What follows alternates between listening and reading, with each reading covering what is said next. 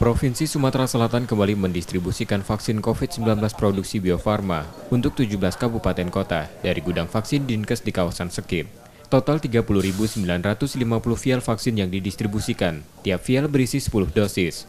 Kota Palembang mendapat distribusi sebanyak 16.490 vial. Distribusi vaksin ini sudah ditujukan untuk sasaran petugas pelayanan publik dan lansia. Dinas Kesehatan memastikan vaksin Sinovac tahap pertama akan habis sebelum masa kedaluarsa pada 25 Maret mendatang. Vaksin tersebut diperuntukkan untuk tenaga kesehatan dan SDM kesehatan, yang capaiannya sudah mencapai 90% untuk dosis pertama dan 73% untuk dosis kedua. Alhamdulillah kita pantau tentunya progres daripada pemanfaatan vaksin yang pertama. Yang pertama adalah untuk sumber daya manusia kesehatan ya.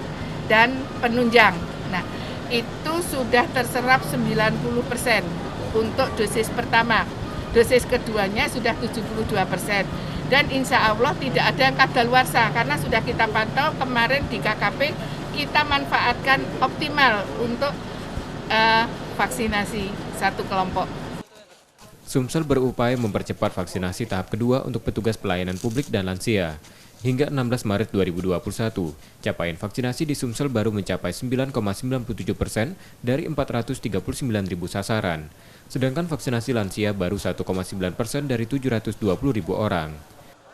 M. Rizky Nurmizan, Kompas TV, Palembang.